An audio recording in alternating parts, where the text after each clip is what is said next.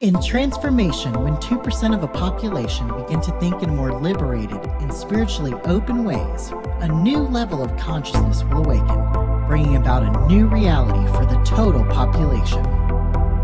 Join me, Jael McLean, confidence coach, business owner, musician, health and fitness enthusiast, transformational instigator, and your host of the 2% podcast in creating a new reality of spiritual awareness, confidence, and authenticity.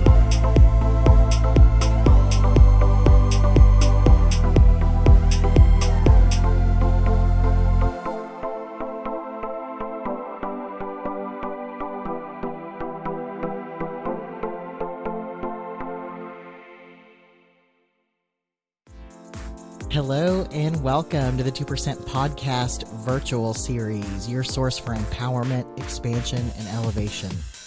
Today we're joined by my friend, master trainer, and my first guest from episode 1 of the 2% Podcast, Kris Delgado. Hey, how are you? Thanks for having me back. It's so awesome to have you back again. It's great to be back. I love doing this with you. So Kris, how have you been? I'm good. I don't know. How have you been? I've been doing all the things. I've been being and doing and having, as we talked about. That's beautiful. Me too. Thanks for asking. So here we are, post-Thanksgiving, and I wanted to have a gratitude theme in the episode today, go a little bit deeper, and then talk about, same theme. What are you experiencing out in the world, and how can we create an impact? Great questions. First of all, I love this whole entire series, and I love all of the guests that you've been having on and their take on this subject. So I think that it's really awesome and eye-opening to hear so many different perspectives, but yet at the core, there's a very common thread throughout the whole thing. So I think that you've been pulling that off beautifully. So I just wanted to let you know that I love this. Okay. Thank you. You're welcome. I mean, the state of the world is a little crazy, and I think like anything, whatever you focus on is the thing that's going to expand your world. There's a lot of things that we can focus on, and a lot of negativity and a lot of that stuff that's been happening, mass shootings and all of those things. And I'm by no means am I saying let's ignore that. And we get to focus on all of the people who are reaching out and who are supporting people and who are loving people and who are like accessing compassion to people in the face of all of those things, which is something that I choose to focus on a daily basis. Yeah, I feel that there's a lot happening, and I know that I get to focus on abundance, and how I get there is by accessing gratitude. Yeah. And it's easy. I think it's a practice. Maybe it's not easy at first, but I think that once somebody makes a conscious commitment to focus on those things, it gets easier. We train our brain to focus on that stuff and to look for the good. Yeah, it's definitely like a reprogramming. Yeah, absolutely. Through that practice of shifting, when I get into fear and scarcity, when I get to frustration or anger or upset or sadness, right, I get to be aware in that moment and make the shift. Absolutely. It's not always easy, but it is necessary, I believe, for what people like us are up to on the planet. So I have read in Transformation, in the work and in the distinctions, that gratitude is the highest,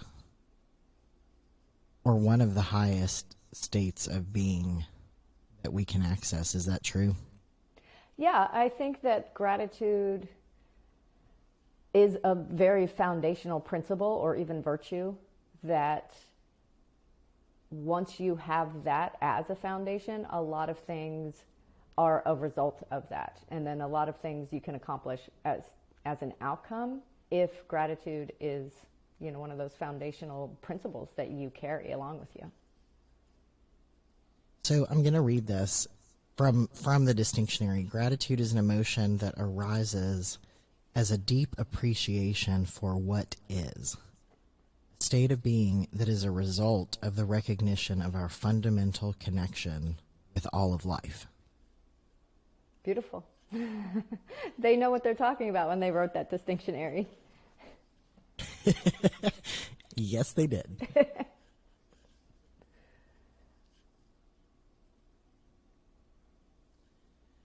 So, how this was actually, I'm going to take it back to even like my childhood. I remember reading a Bible verse, "In all things be content," and I remember going,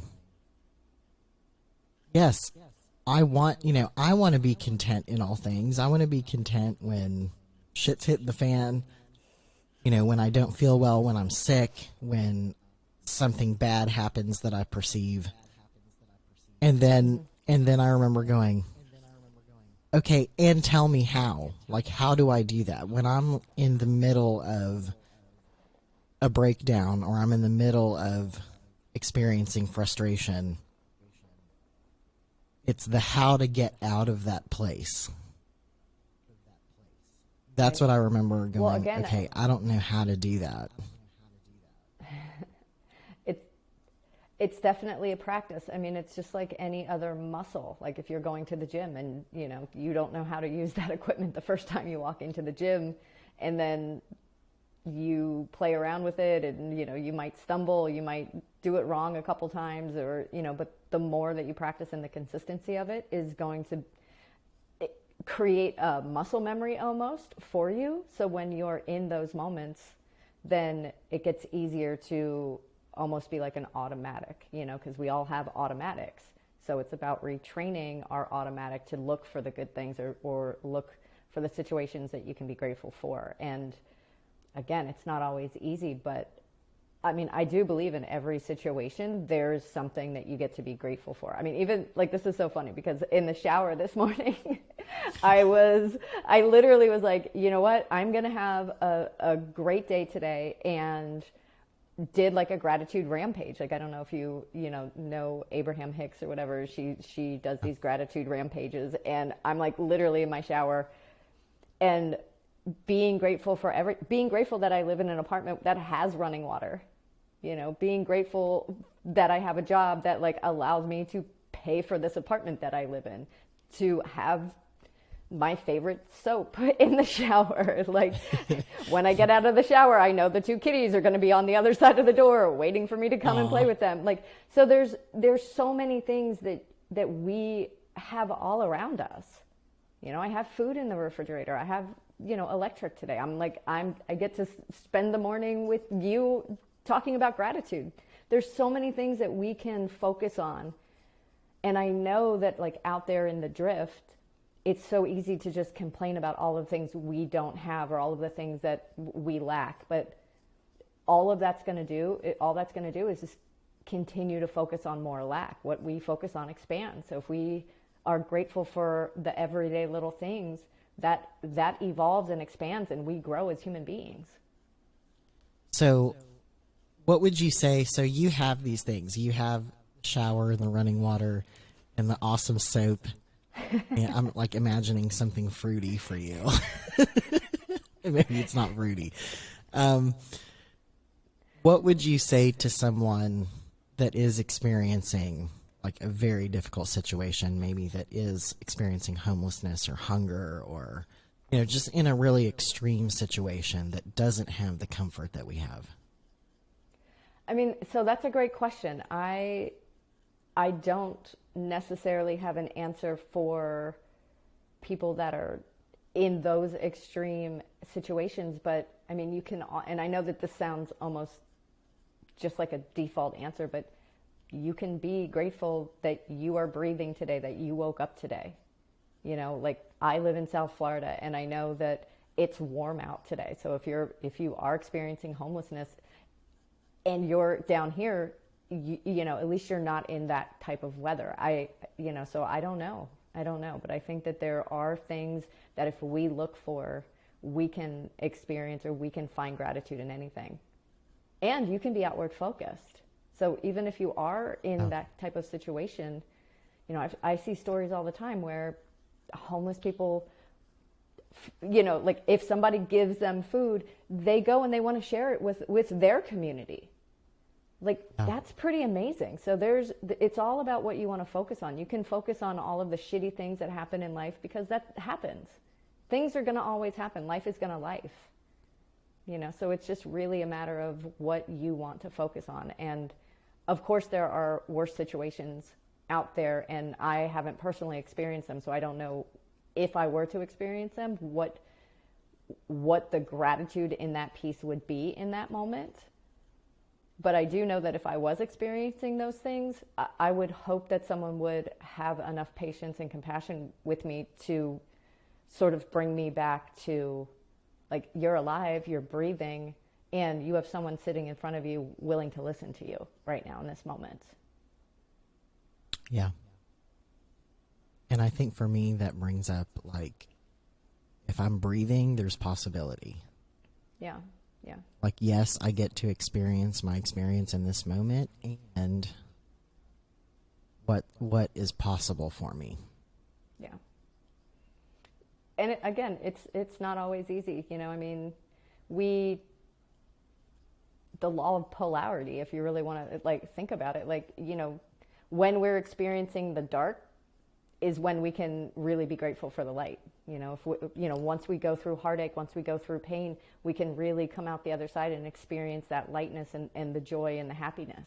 So and it sucks when you're going through those things. Like, I completely get it, and experience your experience and let it come up and fully self-express in those moments. But those are all lessons, and you know, the joy is greater, because I know how it feels to be on the other side, and I know that the pain is so great, but then I know that the joy is going to be just as great. Yeah, and we're all going through things. Yeah. And it may not be like as visible as, like, homelessness. You know, it's divorces are happening, breakups are happening, family situations, illness, stuff. It's everyone's going through something or has gone through something, and it's not necessarily something that we know or can outwardly be. Right. Which is where the compassion comes in, you know. So how would you explain the purpose of accessing gratitude when I'm going through something that is unpleasant? Why do I want to access gratitude during that? Well, okay, also another great question. I think on a vibrational level, we want to access gratitude also because, I know I keep repeating myself, but what we focus on expands. So if we're in a situation where we aren't feeling good, or we're sad, or we're disappointed, or we're heartbroken, or whatever that stuff is, if you stay in that too long and you're in that frequency, you just get stuck. So if you can somehow find the light at the end of the tunnel, you're going to experience raising your vibration into a different frequency, and which is, you know, gratitude is actually a really, really high vibration one. I think probably one of the top ones. I don't know the scale, but I think it's like love, gratitude, abundance. It's like it's top 3, I think. Don't quote me on that. But when you can shift your perspective and you can raise your vibration to the frequency of gratitude, things flow smoother in your everyday life. And then that creates more of that. So if, you know, and think about that in situations. If you're pissed off or you're angry and you stay there, the more pissed off and the more angry you get. Like it just multiplies. So the opposite is true too. So if you're experiencing compassion, you're experiencing gratitude, that also multiplies. And then you start vibing on that frequency. Things start opening up, the universe co-creates with you, and things you can experience flow state. And it brings me back to my conversation with Joe Ingleson that was just on the show. So she went into the context conversation. So when I'm the context for whatever's showing up to show up, I get to be aware that these things are showing up because I'm the context for it. Yeah. And then when I access these higher vibrational experiences or emotions, that begins to shift my context. And so these things get to vibrate in or out of my space at that point. Yeah, I mean, having that conversation it's a beautiful conversation.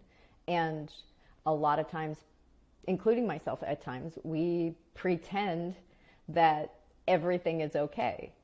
And so when we can really understand the context that we are, the environment we are as a human being, only then can we shift out of it if we actually don't like it, instead of pretending that we are something that we're not.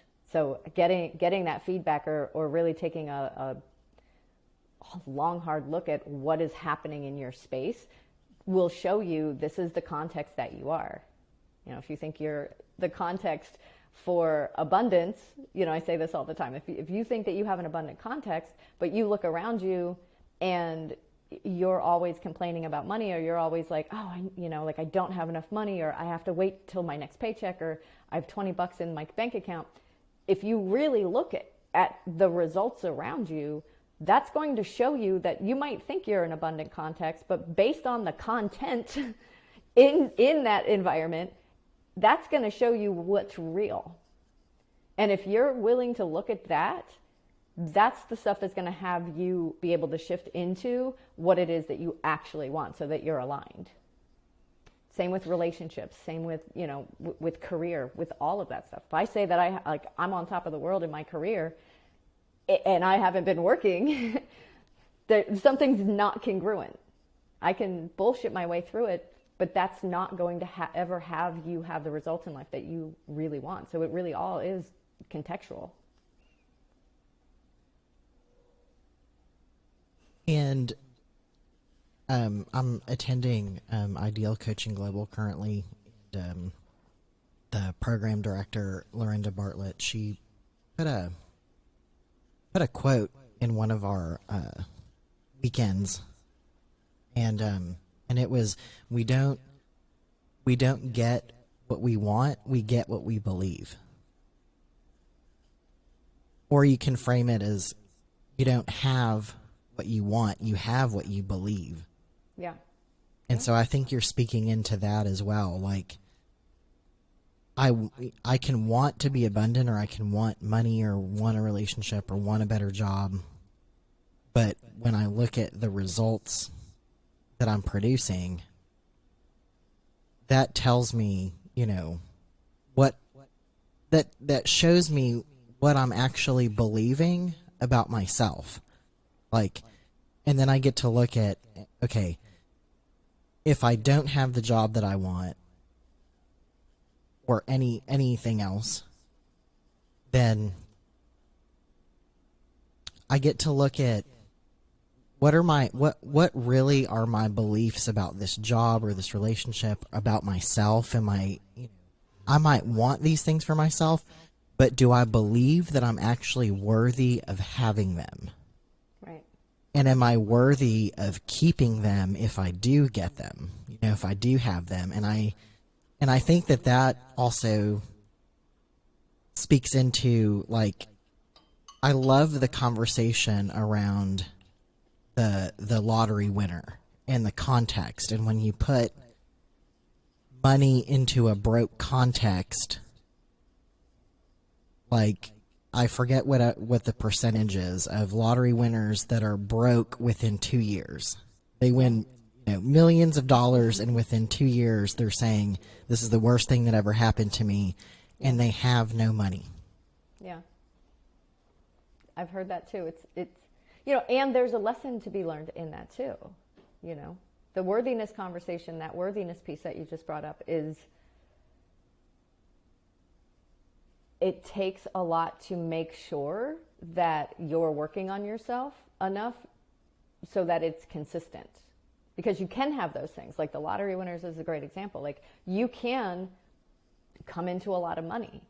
So technically you are the context for that in that moment.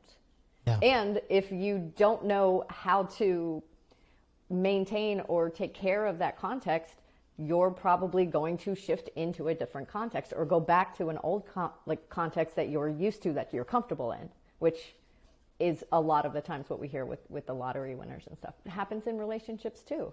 And it's a lesson.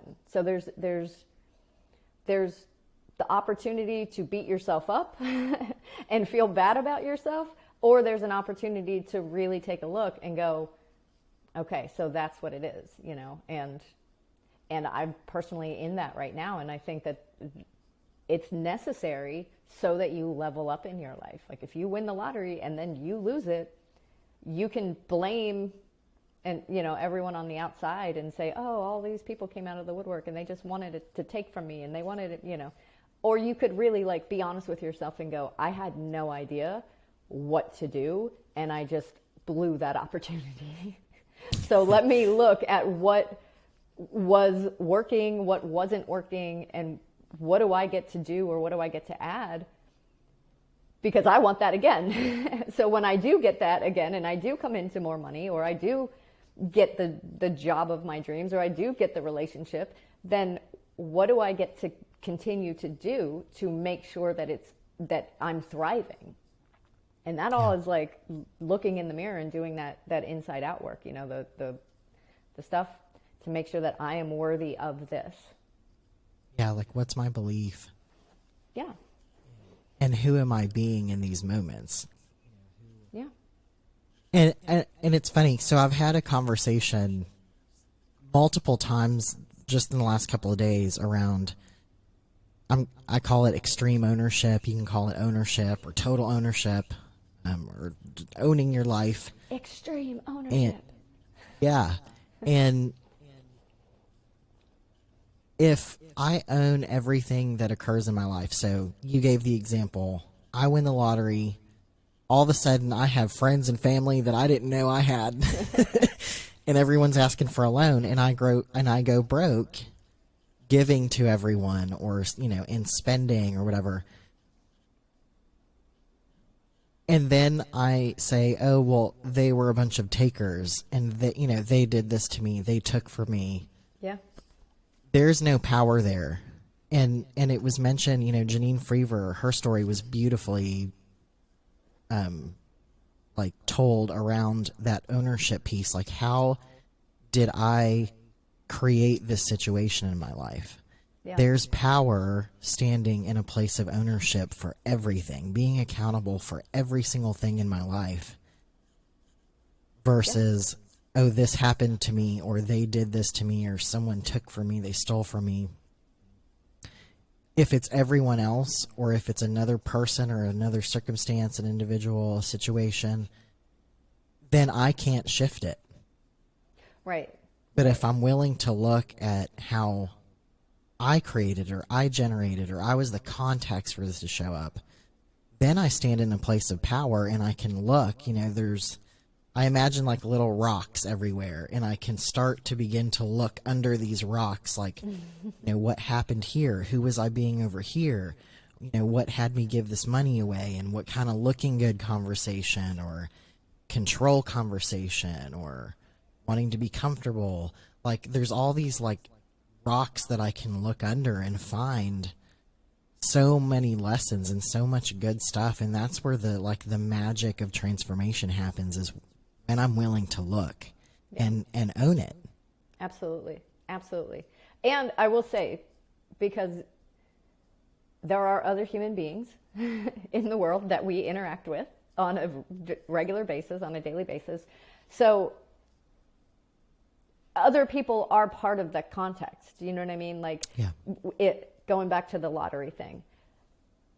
If ultimately you're making the choice to say, yes, I will give you this loan.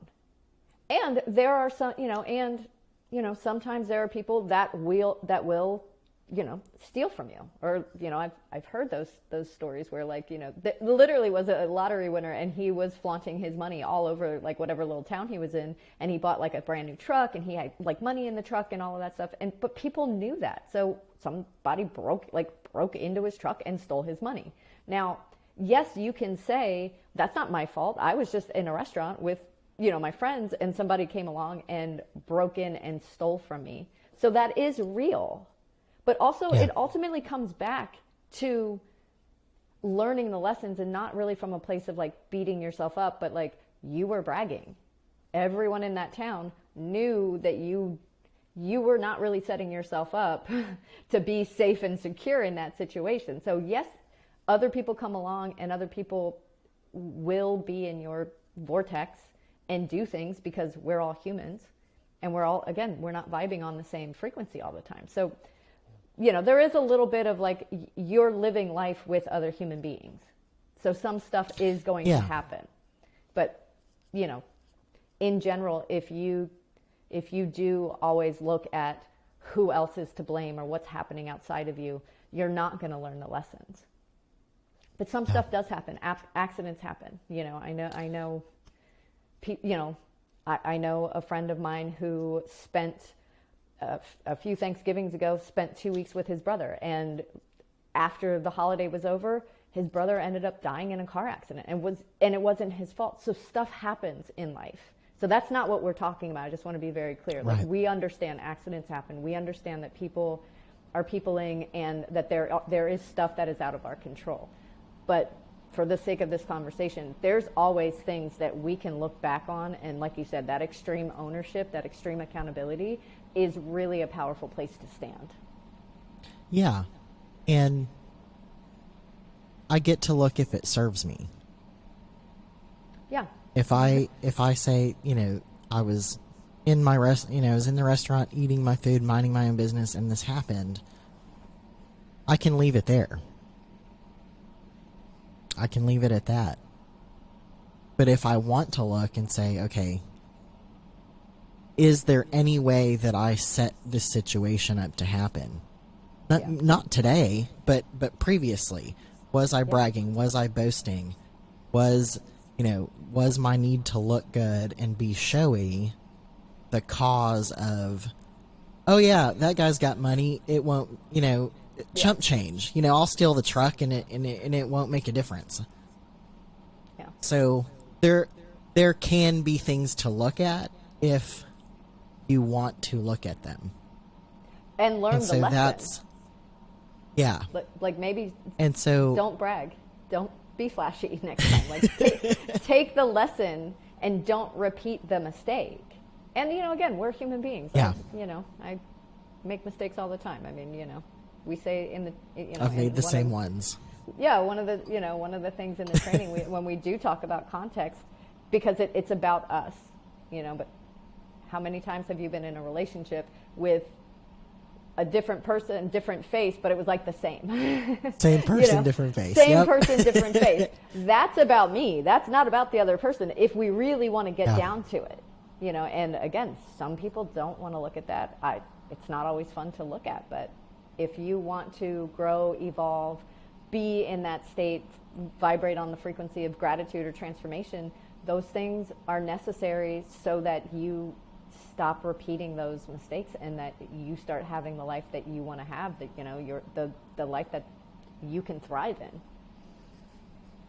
And then in this conversation about ownership, like, where the power is that if I own it, well, I'm going to say it a different way. I get to look at where I'm stopping in my life. Like, where do I stop and go, oh, she did that, or they forgot to do this, or that's why this happened. Like, if it's something or someone else again, I don't have power to change it, and that's where the situation ends. Oh, she forgot to do this, he said this, they started it. Well, that's as far as I can go in my life if I'm going to put it on other people. Then other people will be dictating and running my life. Other situations will be essentially running my life. Exactly. But if I'm willing to go a step above and say, okay, where did I have this happen? Where was I accountable? Who was I being? How did I generate the situation? How was I the context for it to show up? When I ask all these questions, it brings me to a place of leveling up. If I own it, then I can go, oh yeah, the breakdown wasn't about this person forgetting to do this. It was that I told them and then washed my hands and never went back and followed up. Yes. That's how I, had this result happen. That's not what I was looking to have happen. So it's, for me, looking and doing that work it has me level up in my life. And it brings me to a place of like, okay, I can't control others, but I can control myself. I can control my own beingness. Your responses. My own actions. Yeah. Absolutely. Yeah. That's a funny story because you're saying this, and I just recorded the podcast episode that I had yesterday. I referenced this, so I don't know why this is in my space. Oh, that's funny. Now, which is funny. Like, I was in a relationship a few years ago, and the person I was dating had no clue it was Valentine's Day. And I was really upset to wake up on Valentine's Day and not acknowledge Valentine's Day. And that was all about me. And then, the lesson in it was next Valentine's Day, I'm circling it on the calendar and having the conversation like, let's do something for Valentine's Day, So it's just kind of funny because it's like, it's easy to just go, oh, they forgot about it, or, and be all victim-y about it and like feel sorry for yourself and blame other people. But it's like, well, oh, hold on a second. I never had the conversation that this day was going to be important, or maybe I didn't even realize this day was going to be important until the day came, Yeah, and then I it's on assumed me. that they had the same importance to the day that I did. Absolutely.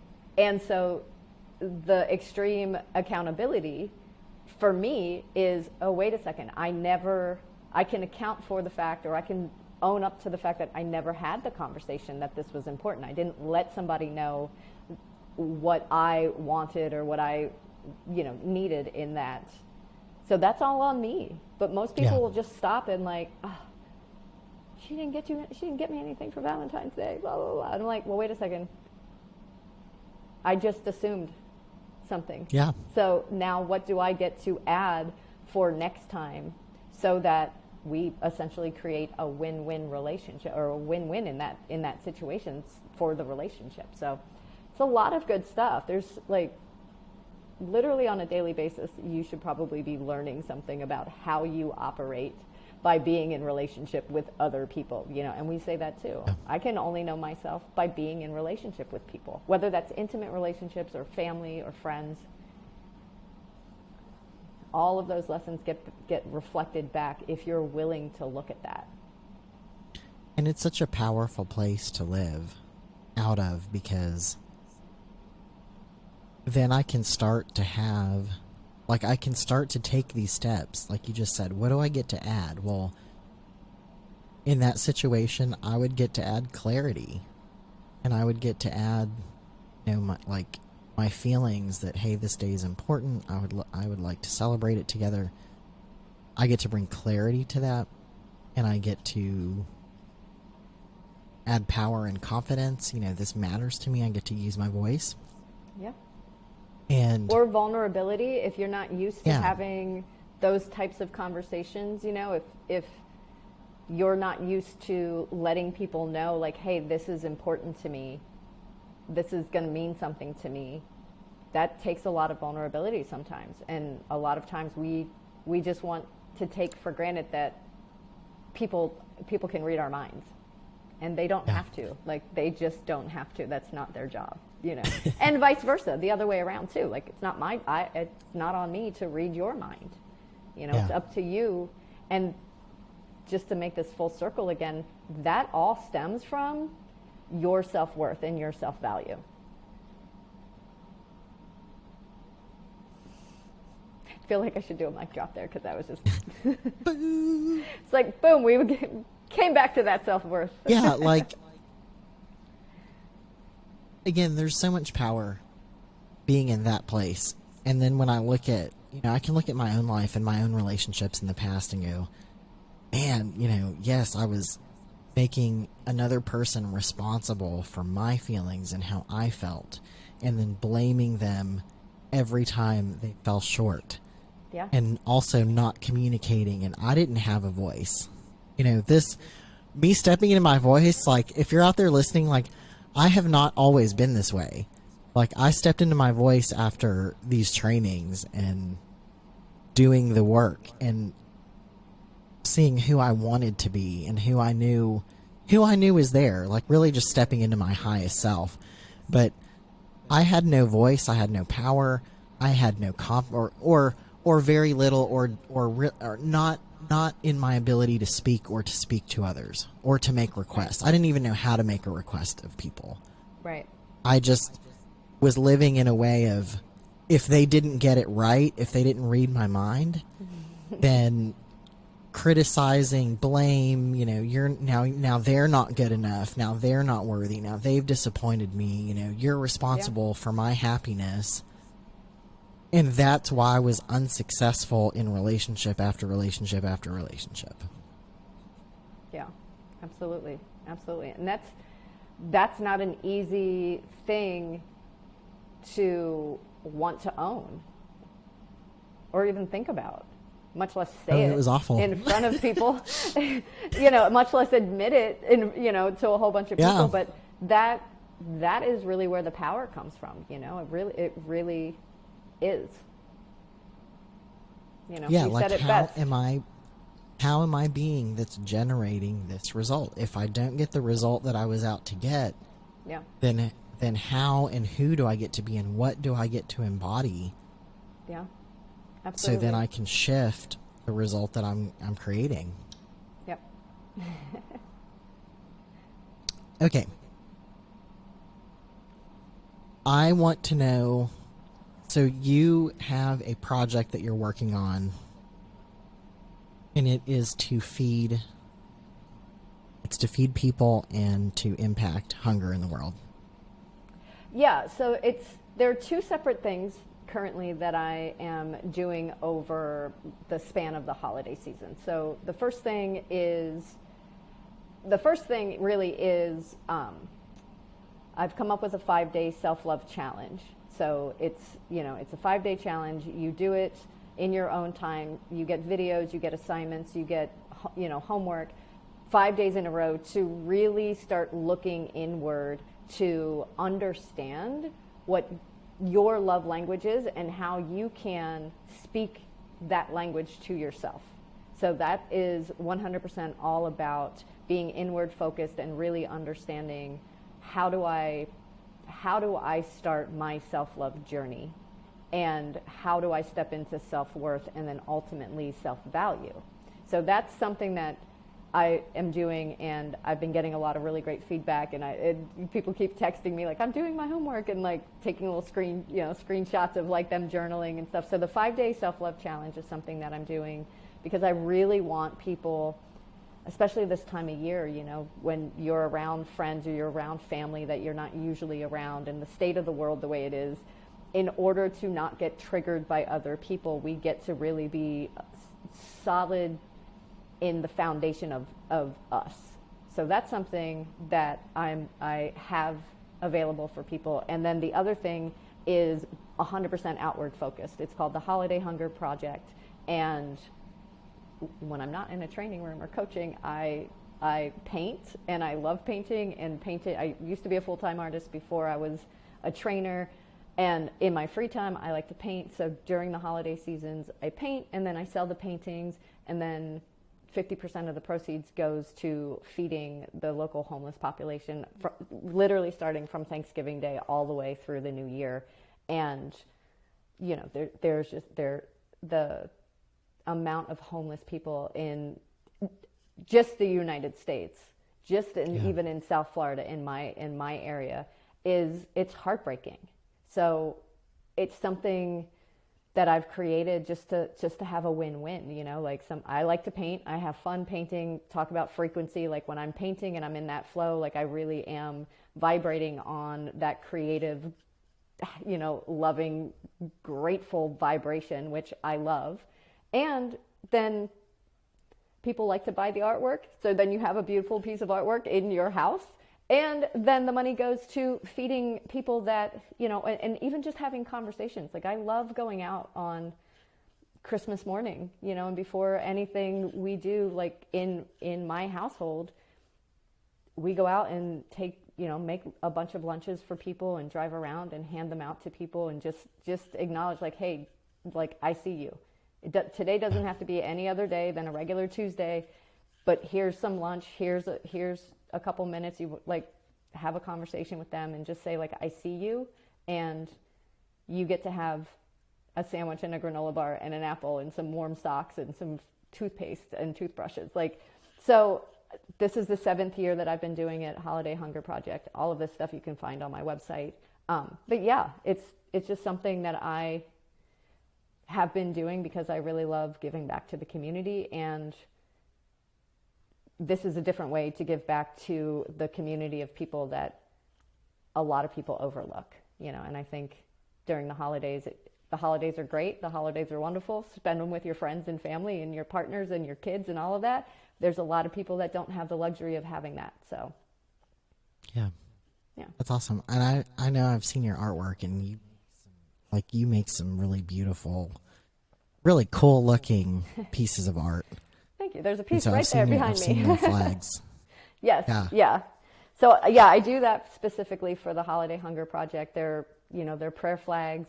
They are affirmation prayer flags, so people can have their favorite empowering words, and I create them and make flags out of them so they can hang them in their homes or in their offices or whatever. So I love it. It's fun for me. I really enjoy like making coffee or drinking a glass of wine and putting on music and painting and, you know, kind of getting lost in that. Yeah. And then it goes for such a great cause that is very meaningful to me. That's awesome. Okay, so KrisDelgado.com, and how else can we get in touch with you for prayer flags, sign up for the 5-day self-love challenge? Yep, you can find all that stuff on the website, KrisDelgado.com. Okay. All of that stuff is right there. You know, I mean, I have an Instagram, I have Facebook, I have TikTok, I have all of those things. I think I have, you know, my little Linktree link is in all of those other platforms, and it all takes you back to all of those things. So yeah, if you want to do that, order some, that would be fantastic. Yep. So let's support Kris. I know I've seen your artwork. I've seen the flags. Beautiful, great cause, and I definitely want to help you hit your goal. Yes, this holiday season. You said you've been doing this for how many years now? This is the 7th year that I'm doing it. Yeah. So, you know, it's really fun. I love it. I start in November, and I'm on a personal declaration of selling 60 flags, and I'm getting close. I'm getting there. So. All right. So yeah, so buy some if you're listening. Buy some and help me get to my declaration. And help get some people fed for the holidays. Absolutely. That's beautiful. It doesn't take much, you know. It just really doesn't take that much to have somebody have, you know, a warm meal and some warm socks, and, you know, feminine hygiene products is something that a lot of homeless women need. Toothpaste, toothbrushes, you know, all of those things. They really appreciate it, and it just doesn't take that much. So if you have something, you don't even have to buy flags. Just donate something, and I will make sure that they get it. So. Yeah, thank you for mentioning that. I did not know you were going to bring that up, but I appreciate it. Well, Kris, thank you so much. Thank you for talking to me about gratitude today, and extreme ownership, and how to continue leveling up my life. It's been such an awesome journey, you know, you were there from the start of the podcast to now, and continues to grow and evolve. And thank you so much for all the support, who you've been for me this last year, in launching this project. And it was so awesome to have you today. Awesome. Well, thank you for having me. I think it's amazing. And, anytime you wanna have me back, I am here. I'm always a yes to you. I love you. And I think that this is an amazing podcast too. So thank you. All right. Thank you.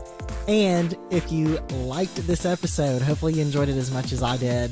Please subscribe to the YouTube channel, subscribe to all podcast platforms, and we will see you on the next episode of the 2% Podcast.